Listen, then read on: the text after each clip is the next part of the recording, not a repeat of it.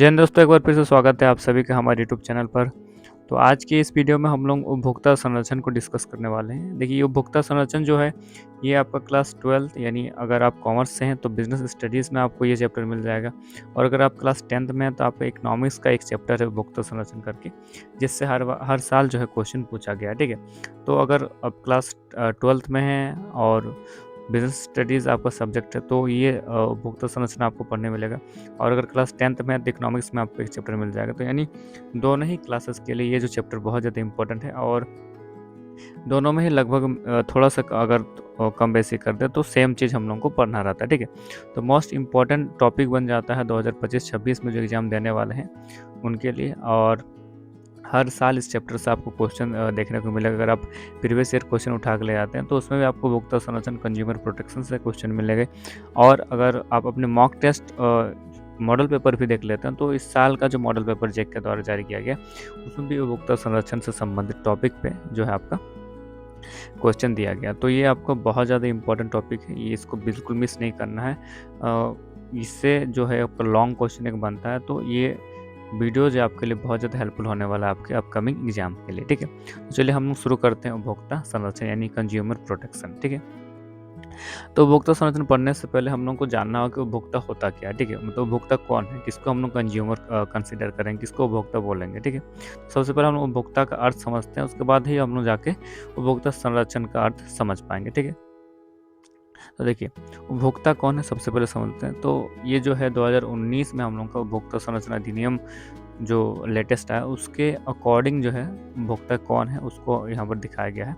तो उपभोक्ता कौन है, तो 2019 में उपभोक्ता संरक्षण अधिनियम के अंतर्गत क्या है, तो एक उपभोक्ता को आमतौर पर किसी ऐसे व्यक्ति के रूप में समझा जाता है, ठीक है। तो एक उपभोक्ता कौन है, एक ऐसा व्यक्ति है जो सामान का उपयोग करता है या उपभोग करता है, ठीक है। या तो आप कोई सामान खरीद रहे हैं, उसका यूज कर रहे हैं, या फिर उसको मतलब उपयोग करना या फिर उपभोग करना, ठीक है। या किसी सेवा को काम में लेते हैं। अगर हम लोग किसी सामान को खरीद के उसका यूज कर रहे हैं या फिर किसी सर्विस को यूज कर रहे हैं, तो दोनों ही केसेस में हम लोग क्या उपभोक्ता कहलाएंगे, ठीक है। तो उपभोक्ता संरक्षण अधिनियम 2019 के अंतर्गत एक उपभोक्ता वह व्यक्ति होता है जो किसी सामान को खरीदता है या सेवा प्राप्त करते हैं। यानी या तो हम लोग सामान खरीद रहे हैं, यानी हमारे कोई गुड्स खरीद रहे हैं, या फिर हम किसी सर्विस को परचेस करते हैं, ठीक है। जिसका भुगतान किया गया है, यानी उसको हम लोग पेमेंट कर दें, या फिर भुगतान करने का वादा किया गया है, मतलब पेमेंट नहीं किया गया, पेमेंट किया जाएगा, या फिर आंशिक रूप से भुगतान किया गया, मतलब उसको कुछ पार्ट हम लोग पेमेंट किए हैं, कुछ बाद में करेंगे, ठीक है। जैसे कि आप इंस्टॉलमेंट वगैरह ईएमआई में अगर कुछ खरीदते हैं तो उसमें आपको क्या होता है कि कुछ पेमेंट किए रहते हैं और कुछ हम लोग को एक फिक्स टाइम तक हम लोग को पेमेंट करना रहता है, ठीक है। तो उपभोक्ता कौन है, हर एक व्यक्ति उपभोक्ता, क्योंकि देखिए आप अगर अभी तक हैं तो बहुत सारी चीज़ें आपने खरीदे होंगे, ठीक है। बहुत सारे सर्विस आप यूज किए होंगे और कर भी रहे होंगे। इनफैक्ट अभी आप जिस फ़ोन में ये वीडियो शायद देख रहे हैं या फिर जिस लैपटॉप पे आप इस वीडियो को देख रहे हैं, उसको भी आपने परचेज़ कहीं से कहीं किया होगा। जिस इंटरनेट का आप यूज कर रहे हैं वो एक सर्विस है जिसका आप यूज कर रहे हैं, ठीक है। तो हर व्यक्ति जो है एक उपभोक्ता है, चाहे वो किसी सामान को खरीदता है या फिर किसी सेवा को खरीदता है, ठीक है। तो और उपभोक्ता संरक्षण अधिनियम 2019 के अंदर क्या कहा गया कि अगर आप किसी सामान को खरीद रहे हैं या फिर किसी सेवा को खरीद रहे हैं और उसके बिहाफ में अगर आप उसका पेमेंट कर दें, फुली पेमेंट कर दिए हैं, या फिर आप पेमेंट फ्यूचर में करने वाले हैं, आपका एग्रीमेंट हो गया, या फिर आप हाफ मतलब आधा पेमेंट कर चुके हैं, या फिर कुछ उसका परसेंटेज पेमेंट कर चुके हैं और बाकी पेमेंट आप करने वाले हैं, तो इन तीनों ही कंडीशन में आप क्या है, एज ए कस्टमर आपको माना जाएगा, आप एक उपभोक्ता कहलाएंगे, ठीक है। तो उपभोक्ता कौन है, हर एक व्यक्ति जो किसी सामान को खरीदता है, किसी सेवा को खरीदता है, उसको यूज करता है, ठीक है। तो ये हो गया आपका उपभोक्ता, ठीक है। नेक्स्ट देखिए, तो उपभोक्ता संरक्षण, संरक्षण मतलब होता है उसको बचाना, ठीक है। तो उपभोक्ता संरक्षण का अर्थ क्या होगा, तो उपभोक्ता संरक्षण का अर्थ होता है उपभोक्ता के अधिकारों की रक्षा करना। एक उपभोक्ता को जो राइट्स दिए गए हैं, जो अधिकार दिए गए, उन अधिकारों की रक्षा करना हम लोग का उपभोक्ता संरक्षण कहलाता है, ठीक है। आगे देखिए, अनुचित व्यापारिक प्रथाओं से सुरक्षा। तो कुछ मतलब जो गलत व्यापारिक प्रथाएं बन गई हैं, जो उनका गलत रूल्स रेगुलेशन है, उनसे एक उपभोक्ता को बचाने के लिए उपभोक्ता संरक्षण आवश्यक, या फिर उपभोक्ता संरक्षण का हम लोग उसमें उस ये बिंदु में देख सकते हैं कि किसी उपभोक्ता को अनुचित व्यापारिक प्रथाओं से बचाना। नेक्स्ट क्या है, देखिए, उपभोक्ता को सुरक्षित बाजार उपलब्ध कराना। एक उपभोक्ता के लिए सुरक्षित मतलब सिक्योर बाजार उपलब्ध कराना, जहाँ से वो अपने वस्तु या सेवाओं को करे या कर सके, उसका यूज कर सके, ठीक है। तो एक बार फिर समझ लेते हैं। देखिए, उपभोक्ता संरक्षण का अर्थ क्या है? तो उपभोक्ता संरक्षण मतलब क्या होता है? तो उपभोक्ता संरक्षण का अर्थ होता है उपभोक्ताओं को बचाना, उपभोक्ताओं को बचाना। तो उपभोक्ताओं को किनसे बचाना? तो उपभोक्ता के अधिकारों की रक्षा करना। उनके जो अधिकार दिए गए हैं कंज्यूमर प्रोटेक्शन एक्ट में, तो उस एक्ट के अकॉर्डिंग जितने भी उनको अधिकार दिए, उन अधिकारों की रक्षा करना। अनुचित व्यापारिक प्रथाओं से उपभोक्ताओं को बचाना। जो गलत तरीके अपनाते हैं बिजनेसमैन या फिर जो दुकानदार, जो गलत तरीके से उनको सामान देते हैं, कम मापते हैं, कम तौलते हैं, ज़्यादा कीमत लेते हैं, या फिर एक्सपायरी डेट वाला जो सामान वगैरह दे देते हैं, मतलब गलत तरीके से अगर वो व्यापार कर रहे हैं, तो उस चीज़ से उपभोक्ता को बचाना क्या कहलाता है? उपभोक्ता संरक्षण कहलाता है। और उपभोक्ता को सुरक्षित बाजार उपलब्ध कराना, एक उपभोक्ता के लिए एक सिक्योर मार्केट, एक सिक्योर बाजार उपलब्ध कराना, जहाँ पर जाकर वह अपनी वस्तुओं और सेवाओं को खरीद सके। ये हमारे क्या कहलाता है? उपभोक्ता संरक्षण कहलाते। ठीक है, तो उपभोक्ता संरक्षण का सीधा अर्थ क्या है? उपभोक्ताओं के अधिकारों की रक्षा करना, गलत व्यापारिक प्रथाओं से उनकी रक्षा करना, और उपभोक्ताओं के लिए एक सुरक्षित बाजार उपलब्ध कराना। ये उपभोक्ता संरक्षण का अर्थ होता है।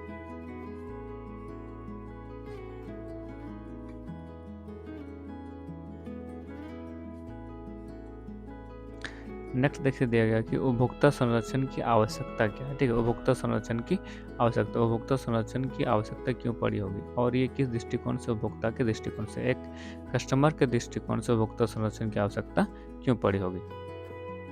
तो देखिए, तो पहला क्या है कि उपभोक्ताओं में जागरूकता की कमी है। ठीक है, पहले जो उपभोक्ता हैं उनमें जागरूकता नहीं है, वे अपने अधिकारों को नहीं जानते हैं, वो अपने हक को नहीं जानते हैं कि वो एज ए कस्टमर उनको बहुत सारे राइट्स जो हैं दिए गए हैं, बहुत सारे अधिकार उनको दिए गए हैं जिनका उनको यूज करना चाहिए। हम लोग क्या करते हैं कि अगर हमारे हमारे कुछ ऐड दिखाया जा रहा है, कहीं पर एडवर्टीजमेंट हम लोग देख रहे हैं, पोस्टर देख रहे हैं, तो उसमें जो भी दिखाया जा रहा है हम उसको सही मान ले रहे हैं, और उसको उस सामान को या फिर उस प्रोडक्ट को हम लोग या फिर उस सर्विस को हम लोग परचेज कर ले रहे हैं। लेकिन हम लोग उसके डेप्थ में जाने की कोशिश नहीं करते हैं कि जो एडवर्टीजमेंट में जो दिखाया जाता है सही में ऐसी चीज़ें हैं या नहीं है, प्रोडक्ट में वो क्वालिटी है या नहीं है। ठीक है, बहुत सारे आप लोग टीवी वगैरह में, फ़ोन वगैरह में देखते होंगे, बहुत सारी चीज़ों के एड्स जो आते हैं उसमें चीज़ों को एकदम बढ़ा चढ़ा के दिखाया जाता है। ठीक है, चीज़ें उतनी अच्छी होती नहीं, लेकिन फिर भी उनको बढ़ा चढ़ा के दिखाया जाता है। तो एक उपभोक्ता को क्या चाहिए कि वो अपने सबसे पहले वो जागरूक हो। ठीक है, अगर वो जागरूक नहीं होंगे तो उनका जो शोषण किया जा सकता है। नेक्स्ट क्या, उपभोक्ताओं को संगठित होना होगा। ठीक है, उपभोक्ता क्या, अच्छा मान लीजिए आपको पता चल गया कि किसी को ठगा गया, उसको गलत माल दिया गया, या फिर उससे अनुचित अधिक पैसे लिए गए, तो हम लोग क्या सोचते हैं, अरे उसके साथ हुआ है, मेरे साथ तो नहीं हुआ। ठीक है, तो उपभोक्ता मतलब संगठित नहीं है, उनमें एकता नहीं है। तो उपभोक्ता को जो असंगठित वाला जो स्थिति है, उस स्थिति को चेंज करने के लिए हम लोग को उपभोक्ता संरक्षण की आवश्यकता है।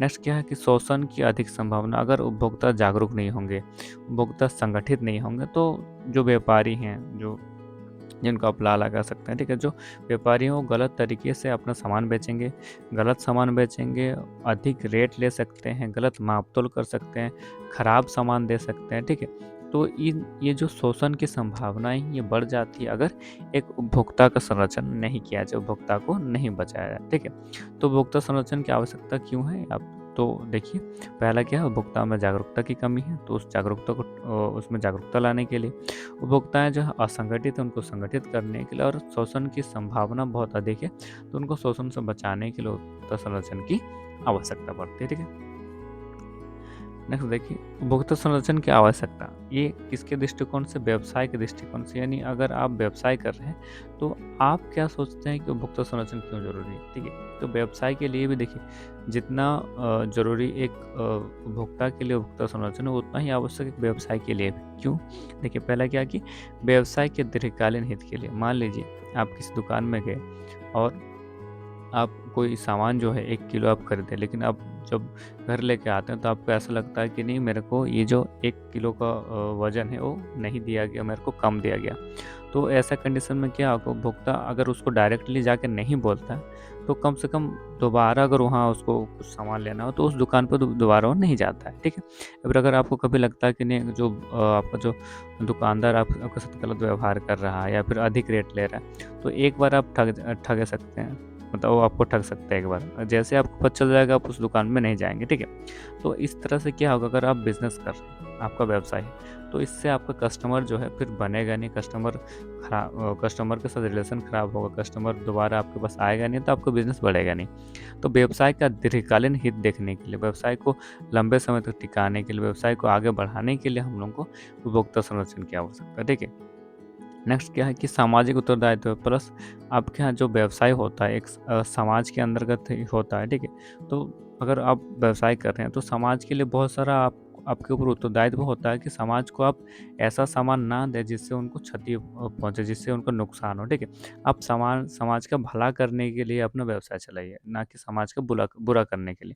तो एक सामाजिक उत्तरदायित्व है एक व्यवसाय का, तो व्यवसाय का सामाजिक उत्तरदायित्व को पूरा करने के लिए उपभोक्ता संरक्षण की आवश्यकता पड़ती है, ठीक है। नेक्स्ट क्या है नैतिक दायित्व। नैतिक मतलब नैतिक रूप से भी हमारे बहुत सारे दायित्व बनते हैं एक व्यवसाय का। एक व्यवसाय अपने कस्टमर को नैतिक रूप से सुरक्षा देना चाहिए, एक कस्टमर को बचाव करना चाहिए, कस्टमर को सही सामान देना चाहिए। तो नैतिक दायित्व भी बनता है एक व्यवसाय का, जिसके लिए भी उपभोक्ता संरक्षण की आवश्यकता है। अगला दिया कि सरकारी हस्तक्षेप से बचा। अब मान लीजिए किसी उपभोक्ता के साथ कोई शोषण हुआ, उससे गलत रेट लिया गया या फिर उसको खराब सामान दिया गया, वो दुकानदार के पास जाता है, दुकानदार किसी भी प्रकार से उसका बात मानने को इनकार नहीं है, तो कहाँ जाएगा, वो उसके ऊपर केस कर सकता है, ठीक है।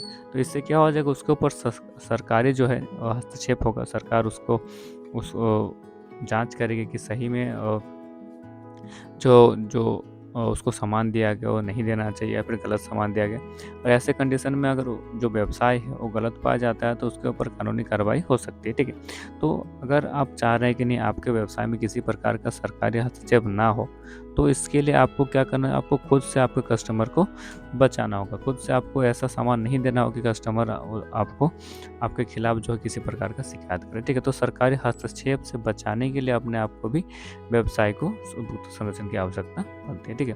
तो उपभोक्ता संरक्षण की आवश्यकता क्यों है, तो व्यवसाय के दीर्घकालीन हित के लिए, सामाजिक उत्तरदायित्व को पूरा करने के लिए, नैतिक दायित्व को पूरा करने के और सरकारी हस्तक्षेप से बचाव के लिए उपभोक्ता संरक्षण की आवश्यकता है, ठीक है। नेक्स्ट चलिए हम लोग देखते हैं अगला स्लाइड। तो अगला है कि उपभोक्ता अधिकार क्या है। तो देखिए जो कंज्यूमर प्रोटेक्शन एक्ट 2019 यानी 2019 है, तो इसके अंतर्गत उपभोक्ताओं को 6 प्रकार के अधिकार जो हैं दिए गए हैं। एक उपभोक्ताओं को उपभोक्ता संरक्षण अधिनियम में 6 अधिकार दिए गए हैं। एक अधिकार को थोड़ा सा हम लोग देख लेते हैं, ठीक है। और ये जो क्लास 10th की अगर बात करें तो क्लास 10th में स्पेशली यही पूछा जाता है उपभोक्ता के अधिकार, उपभोक्ता को कौन कौन से अधिकार दिए गए हैं, ठीक है। तो देखिए उपभोक्ता का अधिकार क्या, पहला तो है सुरक्षा का अधिकार, ठीक है। सुरक्षा का अधिकार मीन्स उपभोक्ताओं को ऐसी सामान से, ऐसी सेवा से बचने का अधिकार है जिनसे उनको अपने जान माल की क्षति हो सकती है। मतलब उपभोक्ता ऐसे प्रोडक्ट से या फिर ऐसे सर्विस से अपने आप को बचा सकता है, सुरक्षित रख सकता है, जिससे उसके जान माल की क्षति हो सकती है या फिर उनका किसी भी प्रकार से नुकसान हो सकता है, ठीक है। तो पहला क्या है, सुरक्षा का अधिकार। अपना सुरक्षा करने का अधिकार एक उपभोक्ता को दिया गया है अनुचित चीज़ों से, एक व्यवसाय के अनुचित व्यवहार से और उसके गलत सामान से या फिर उसके गलत सर्विस से, ठीक है।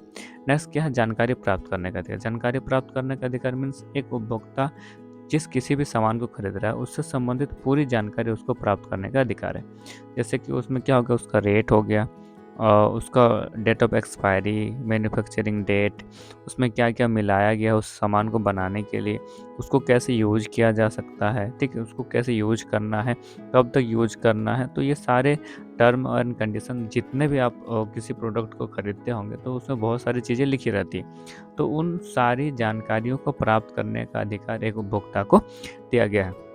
सपोज़ कीजिए आप एक बिस्किट का पैकेट खरीदते हैं जिसमें केवल बिस्किट का नाम लिखा है और कुछ नहीं लिखा, तो आप उसको कैसे मानेंगे कि जो आप बिस्किट खा रहे हैं वो सही है या नहीं है, वो कहीं एक्सपायर तो नहीं हो गया हो या फिर ऐसा तो नहीं कि आप जिस उम्मीद से बिस्किट खा रहे हो उस चीज़ से बिस्किट बनाया ना गया हो, ठीक है। बिस्किट को जो आप रेट उसमें पेमेंट कर रहे हैं उस रेट का बिस्किट हो ही ना, तो उसके लिए क्या किया जाता है, बहुत सारा लेबलिंग वगैरह, ब्रांडिंग वगैरह किया जाता है, उसमें प्रोडक्ट के ऊपर बहुत सारी चीज़ें छापी जाती है, ठीक है। तो एक उपभोक्ता को अपने सामान के या फिर अपने सेवा से संबंधित जानकारी प्राप्त करने का अधिकार है। तो पहला हो गया अपने जान माल की सुरक्षा करने का अधिकार, दूसरा हो गया जानकारी प्राप्त करने का अधिकार। तीसरा क्या है, विकल्प चुनने का अधिकार, मतलब एक उपभोक्ता जो है बहुत सारे विकल्प में से अपने अनुसार, अपनी सुविधा के अनुसार चीज़ों का चुनाव कर सकता है। उसके ऊपर किसी भी प्रकार का दबाव नहीं बनाया जा सकता कि आपको यही सामान लेना पड़ेगा, ठीक है। तो एक उपभोक्ता को हमेशा चुनने का विकल्प दिया गया है, ये हमारा उपभोक्ता अधिकार में वर्णित है।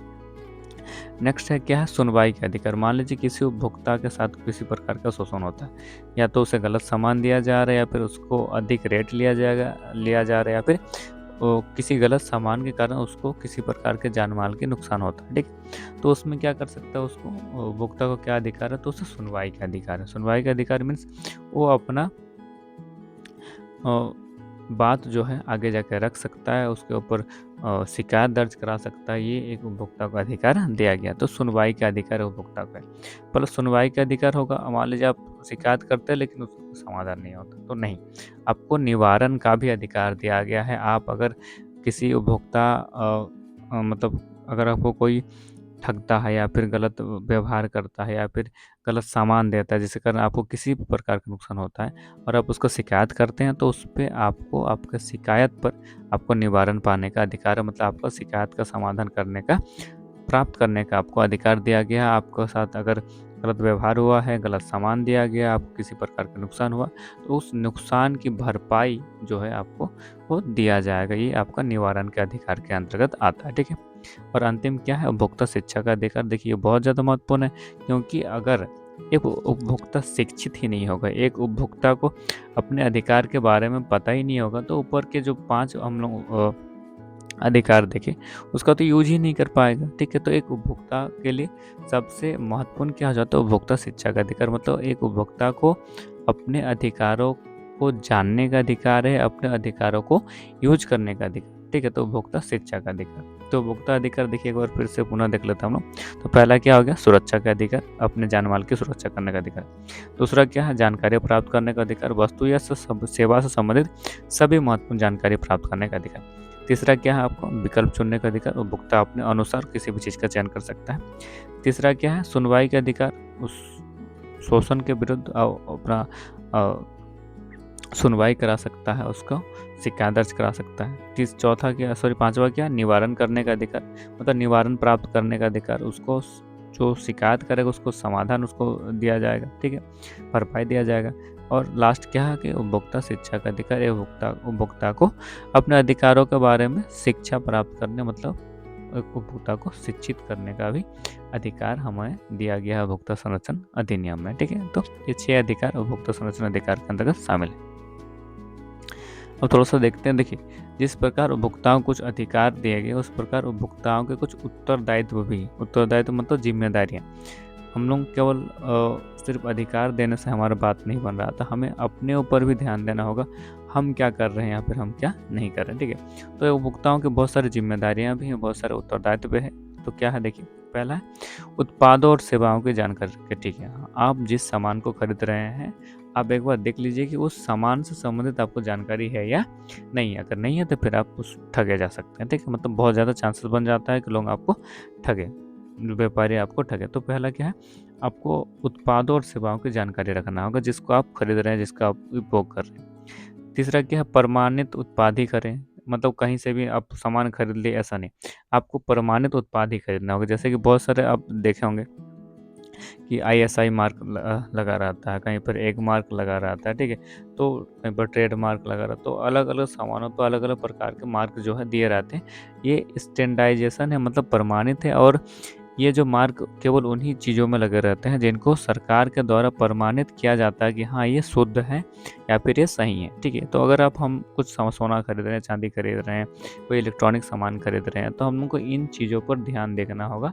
इस प्रकार के मार्क्स जो है, जो सरकार द्वारा निर्धारित चिन्ह है, ये अब उस सामान में आपका होना चाहिए। अगर है तो आपका सामान जो है सही है, और अगर नहीं है तो सामान फिर आपको नहीं लेना चाहिए, ठीक है। तो हमें कैसा उत्पाद खरीदना चाहिए, केवल और केवल प्रमाणित उत्पाद ही हमें खरीदना चाहिए जो सरकार से सर्टिफाइड है। नेक्स्ट क्या है, लेवल ध्यान से पढ़ें। आप जो भी सामान खरीद रहे हैं उस सामान से संबंधित जितनी भी जानकारी दी गई है वो आपको ध्यान से पढ़ना चाहिए, ठीक है। अगर आप नहीं पढ़ते हैं तो फिर आप जान ही नहीं पाएंगे कि आप कैसा सामान यूज कर रहे हैं, उसको यूज करना कैसा है, उसका मैक्सिमम रेट क्या है, एमआरपी क्या है, उसको कब तक यूज कर सकते हैं, date of expiry, date of manufacture, इतने बहुत सारी चीज़ें दी रहती है। आपको लेबल को ध्यान से ज़रूर पढ़ना चाहिए, उसके बाद ही किसी चीज़ को यूज करना चाहिए। ठीक है, अगला क्या, उत्पादों को सुरक्षित उपयोग करें। ठीक है, आप अगर किसी उत्पाद को खरीदते हैं तो आप उसको सुरक्षित ढंग से ही उपयोग करें, और उसको उपयोग करने का सही तरीका भी आपको जान लेना चाहिए, तभी जाके चीज़ों को उपयोग करना चाहिए, वरना आपको क्या होगा, जान माल का नुकसान हो सकता है। आखिरी क्या है कि आवश्यक होने पर शिकायत दर्ज करें।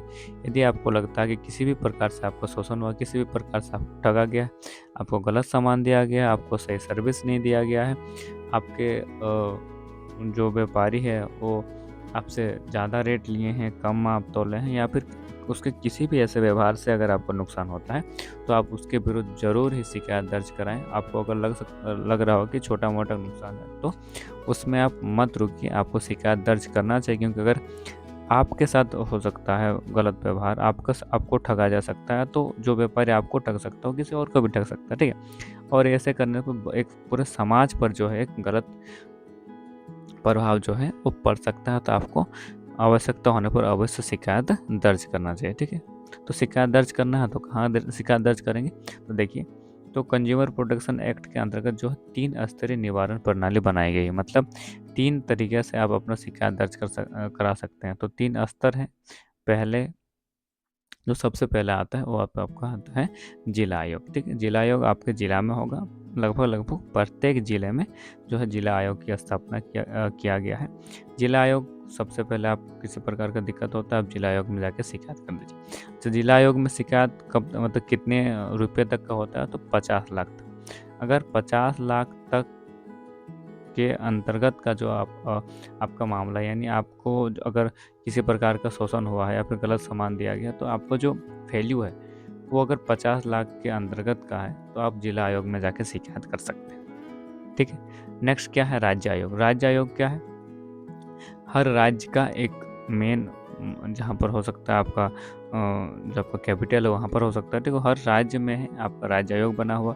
राज्य आयोग कितने रुपए तक का जो निवारण कर सकता है, तो 50 लाख से 2 करोड़ तक। अगर आपका जो शिकायत है 50 लाख से 2 करोड़ तक के बीच का है, तो आप राज्य आयोग में सीधे जाकर शिकायत दर्ज करा सकते हैं। और अगर इससे भी अधिक है, यानी आपको 2 करोड़ से भी अधिक है, तो आप सीधे राष्ट्रीय आयोग में जाकर शिकायत दर्ज कर सकते हैं। ठीक है, तो ये कभी कभी क्वेश्चन पूछा जाता है कि जिला आयोग कितने रुपए तक के ये जो है निवारण कर सकता है, तो 50 लाख तक। राज्य आयोग में 50 लाख से 2 करोड़ तक, और राष्ट्र आयोग में 2 करोड़ से अधिक तक। ठीक है, तो ये 3 स्तरीय प्रणाली बनाई गई है उपभोक्ताओं के संरक्षण के लिए, और कभी अगर आवश्यकता हो तो इसका यूज आप जरूर कीजिएगा।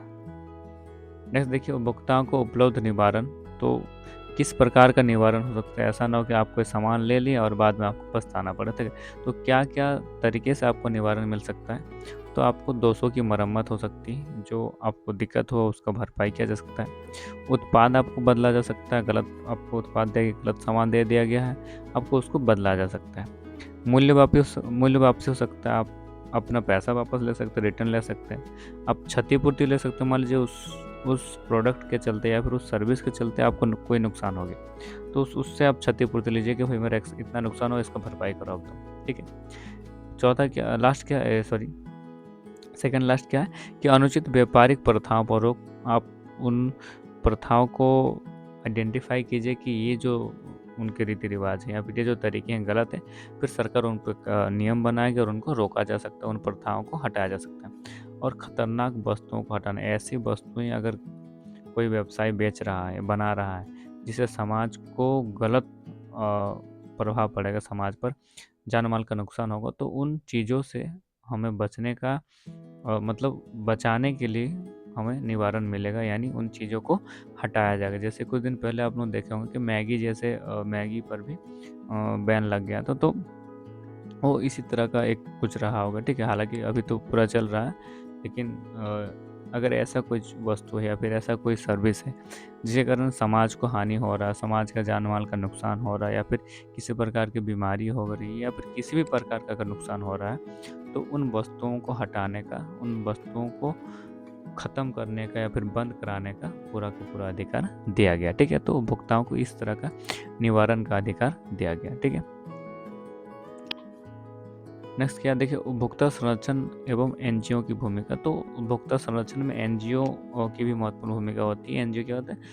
Non government organization. इनको सरकार इनको किसी प्रकार का पेमेंट नहीं करती, लेकिन ये अपने संगठन के लिए या फिर समाज का सेवा करने के लिए उपभोक्ताओं को जागरूक करते हैं। तो क्या है उनका, क्या भूमिका है? तो उपभोक्ताओं को जागरूक करते हैं ये, कानूनी सहायता भी दिलाते हैं। अगर आपको कानून के बारे में पता नहीं है, आपको अपने अधिकार के बारे में पता है, तो ये कानूनी सहायता भी दिलाते हैं। उत्पाद का परीक्षण भी करते हैं, टेस्ट करते हैं कि सही जो प्रोडक्ट यूज समाज में हो रहा है वो सही है कि नहीं, और जनहित याचिकाएँ भी ये जारी कर सकते हैं। तो ये जो है उपभोक्ता का उपभोक्ता संगठन या फिर एनजीओ की भूमिका, उपभोक्ता संगठन या फिर एनजीओ। ठीक है,